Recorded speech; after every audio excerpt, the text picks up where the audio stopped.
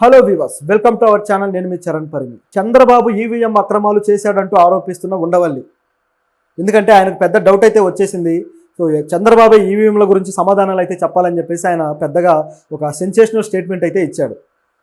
ఎందుకు ఆయన అలా ఇచ్చాడు అంటే, మామూలుగా ఉండవల్లి గారు ఏం చేస్తుంటారంటే, ఎప్పుడైనా ఒక 2 నెలలకు 3 నెలలకు రాజకీయ పరిణామాలు ఒక దశకు చేరుకున్నాక ఆ పరిణామాలన్నిటి మీద విశ్లేషణ చేస్తూ ఆయన ఒక ప్రెస్ మీట్లు పెడుతుంటాడు. అంటే ఆయన సీజనల్ ప్రెస్ మీట్లు అనమాట. అవి సందర్భాన్ని చూసుకొని పెట్టడం, అంటే రెగ్యులర్గా ఆయన చేయడు. అయితే ఈ ప్రెస్ మీట్లు పెట్టినప్పుడు ఆయన అనేక రాజకీయ విషయాల మీద విశ్లేషణ చేస్తూ అనేక విషయాలు వెల్లడిస్తూ ఉంటాడు.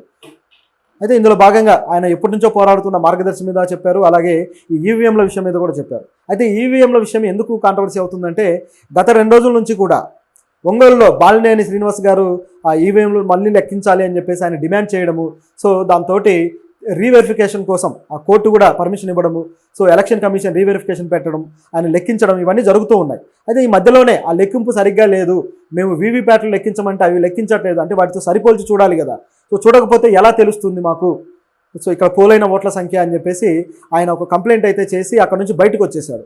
బయటకు వచ్చిన తర్వాత కోర్టు మళ్ళీ ఈరోజు విచారణ అయితే చేయబోతుంది. సో ఆ విచారణ ఈ పాటికి పూర్తయి ఉండాలి, ఇంకా వివరాలు అయితే రావాల్సి ఉంది. సో ఇదైతే జరుగుతూ ఉంది.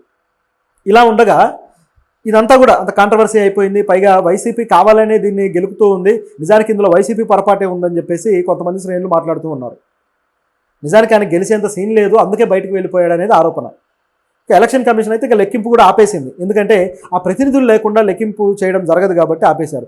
ఎందుకంటే ఆ లెక్కింపు కోరుకుంది ఆయనే, అలాగే లెక్కింపుకు సంబంధించి దాదాపు 6.5 లక్షల దాకా డబ్బులు కట్టింది కూడా ఆయనే.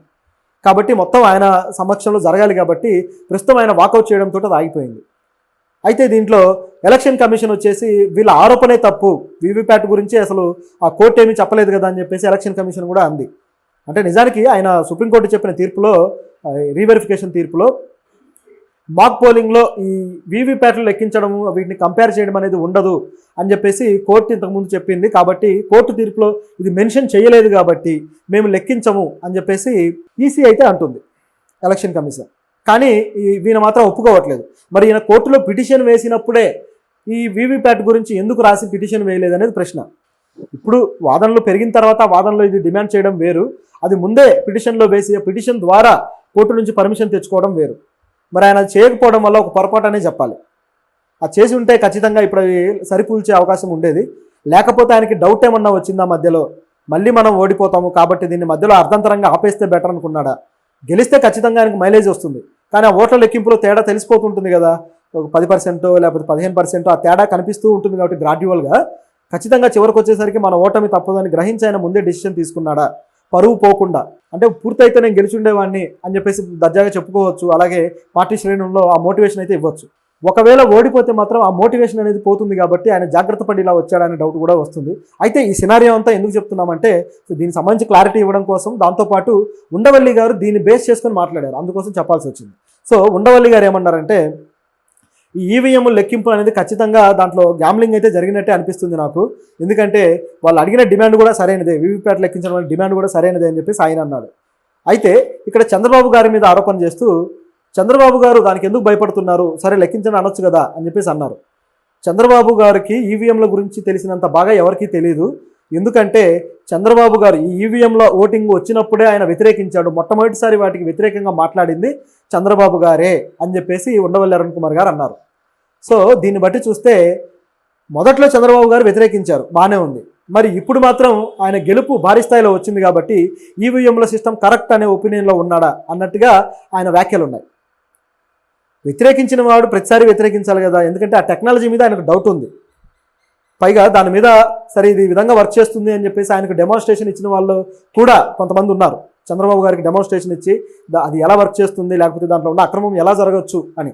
సో అవన్నీ ఆయన క్లారిటీ ఉన్నాయి కాబట్టి ఎందుకు ముందుకు రావట్లేదు అంటే, అక్కడే ఒక మతలబు ఉంది అనేది అరుణ్ కుమార్ గారి ఒక ఇంటెన్షన్, అంటే ఇంటర్నల్గా ఆయన ఫీల్ అవుతున్నది. ఖచ్చితంగా అందులో గ్యామ్లింగ్ జరిగింది అని చెప్పేసి ఆయన ఫీల్ అవుతున్నాడు కాబట్టే చంద్రబాబు గారిని డిమాండ్ చేస్తున్నాడు. అలాగే అంటే ఒకటి, ఇక్కడ జగన్ గారికి ఎప్పుడు కూడా ఉండవల్లి గారు కొద్దిగా ఫేవర్గానే మాట్లాడుతూ వస్తుంటారు. ఎందుకంటే ఆయన ఫాదర్తో ఉన్న అనుబంధం కావచ్చు, లేకపోతే జగన్ చేస్తున్న ఈ సామాజిక కార్యక్రమాలు ఏవైతే ఫ్రీబీస్ ఫ్రీబీస్ ఇస్తూ ఉన్నారు కదా గతం నుంచి కూడా, వాటన్నిటి విషయంలో ఉండవల్లి గారు కొంతవరకు సపోర్ట్గానే మాట్లాడారు. అయితే అభివృద్ధి విషయంలో కొన్ని వ్యతిరేక వ్యాఖ్యలు చేసినా కూడా ఓవరాల్గా చూసుకుంటే ఉండవల్లి గారి సపోర్ట్ జగన్కి ఉంది అనేది క్లియర్ ఇక్కడ. రామోజీ గారి మీద ఆ సిబిఐ వచ్చి ఒక దర్యాప్తు చేసేంత పరిస్థితి తీసుకొచ్చారంటే కేవలం ఆ జగన్ తనకున్న పట్టుతోటి ఆయన అండ చూసుకొని ఇది జరిగింది అని చెప్పేసి ఉండవల్లి గారికి మంచి అవగాహన ఉంది. కాబట్టే ఆ సపోర్ట్ అనేది వెళ్తూ ఉంటుంది. సరే, అదంతా గతం అనుకోండి. ఇప్పుడైతే చూసుకుంటే చంద్రబాబు గారిని డిమాండ్ చేస్తున్న దాంట్లో ఒక 2-3 విషయాలు ఉన్నాయి. ఒకటి వచ్చేసి ఒక పోలింగ్ ఏదైతే సర్వే సంస్థ ఉందో ఆ సర్వే సంస్థ ఒకటి చెప్పిందంట. అంటే ఓట్ ఫర్ డెమోక్రసీ అనే సంస్థ వాళ్ళు ఏమన్నారంటే, పోలైన ఓట్లతో పోలిస్తే 12% ఓట్లు ఎక్కువగా చూపిస్తున్నాయి. అంటే ఉన్న ఓట్లతో పోలిస్తే 12% ఎక్కువగా పోలైనట్టుగా చూపిస్తున్నాయని మనం గతంలో కూడా ఒక వీడియోలో ఇది మాట్లాడుకున్నాం. ఎలక్షన్ కమిషన్ పోలైన ఓట్లు ఒక రకంగా చెబితే లెక్కించిన ఓట్లు మరో రకంగా చెప్పింది అని. అంటే పోలైన ఓట్లు సపోజ్ ఒక 100 ఓట్లు అనుకుంటే లెక్కించింది ఒక 120-130 ఓట్లు లెక్కించినట్టుగా చెబుతున్నారు. సో ఈ 20 ఎక్స్ట్రా ఓట్లు ఎవరికి పడతాయి? వాళ్ళు ఎవరికైతే అనుకూలంగా ఉన్నారో వాళ్ళ ఖాతాలో వేసుకుంటారు. అది దీంట్లో ఉన్న సినారియో. సో ఆ విధంగా ఈ 12% ఓట్లు ఎక్స్ట్రా అంటే దాదాపు ఇక ఏదైతే రిజల్ట్ ఉంటుందో దాన్ని పూర్తి స్థాయిలో మార్చేసే పద్ధతి. ఆల్రెడీ ప్రతిపక్షానికి ఇప్పుడు 37% దాకా ఓట్లు వచ్చాయి.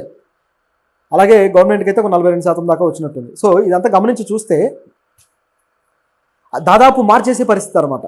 సో అంత ఉంటుంది కాబట్టి ఈ 12% ఓట్లు తేడాని మీరు గుర్తించి దాని మీద కమిటీ వేసి ఎంక్వైరీ చేయాలి, ఈ ప్రభుత్వం ఈ బాధ్యత తీసుకోవాలని చెప్పేసి ఆయన డిమాండ్ చేశాడు. ఒకవేళ వీళ్ళ ఆరోపణ తప్పనిపిస్తే ఇక ఆ సంస్థలు సర్వే చేసే హక్కే లేకుండా దాన్ని నిషేధించండి, ఓట్ ఫర్ డెమోక్రసీ అనే సంస్థని అని చెప్పేసి ఉండవల్లి గారు అన్నారు. అంటే ఆ సంస్థ కరెక్టే చెప్పింది అనేది ఆయన అభిప్రాయం. అయితే దీనికి కమిటీ వేయడానికి వీళ్ళేం రెడీగా లేరు, ఎందుకంటే దీనికి చాలా తలనొప్పులు ఉంటాయి. బహుశా ఇలాగే వైసీపీ కార్యకర్తలు లేదా వైసీపీ ఎవరైతే ఎమ్మెల్యే అభ్యర్థులు పోటీ చేసి ఓడిపోయారో వాళ్ళు బాలినేనిలాగా ఇంకొక 4 సార్లు కేసులు వేసి దీన్ని ఇంకాస్త రచ్చ చేస్తే తప్ప అది కమిటీ దాకా వెళ్ళదేమో. మరి ఆ విధంగా చేస్తే చేయొచ్చు. అలాగే ఈయన మరో విషయం కూడా అన్నారు. ప్రజాప్రతినిధుల చట్టంలోని సెక్షన్ 81 ప్రకారము ఈ స్లిప్పులు ఏదైతే వీవీప్యాట్ స్లిప్పులు కనీసం 45 రోజుల పాటు ఉండాలి. కానీ 20 రోజుల్లోనే ఈ ఎలక్షన్ కమిషన్ వీటిని ధ్వంసం చేసింది. అంటే ఆంధ్రలో ఎలక్షన్ కమిషన్ చైర్మన్ ఎవరైతే ఉన్నారో ఆయన ఆదేశాల మేరకి వీటిని ధ్వంసం చేశారు. ఎందుకని 20 రోజుల్లోనే వీటిని డిస్ట్రాయ్ చేయాల్సి వచ్చింది? 45 రోజులు ఉంచాలి కదా అనేది ఈయన పాయింట్. అంటే ఉంటే ఖచ్చితంగా లెక్కింపు చేయడానికి అవకాశం ఉండేది. వాటి ఎంత ఉన్నాయి, ఎన్ని ఉన్నాయని ఆరోపణ కరెక్ట్గా బయటకు వచ్చేది. 20 రోజులకే నాశనం చేయడం వల్ల ఒకవేళ ఏదైనా అవకతవకలు ఉంటే మళ్ళీ చెక్ చేయడానికి అక్కడ అవకాశం లేకుండా పోయిందనమాట. అది ఉండవల్లి గారి ఆరోపణ. సో ఈ విధంగా ప్రతి విషయాన్ని కూడా ఆయన పాయింట్అవుట్ చేస్తూ అడుగుతున్నారు. నిజానికి ఆయన అడిగిన పాయింట్అవుటింగ్ ఏవైతే విషయాలు ఉన్నాయో అవన్నీ కూడా చాలా లాజికల్గా ఉన్నాయి ఆ పాయింట్స్. కానీ ప్రభుత్వం దీనికైతే రెడీగా ఉండదు. ఇక కోర్టు ద్వారా ఏమైనా చేయాల్సిన అవకాశం ఉంటే చేయొచ్చు, కానీ కోర్టు కూడా దీన్ని అంత సీరియస్గా ఏం తీసుకోవట్లేదు.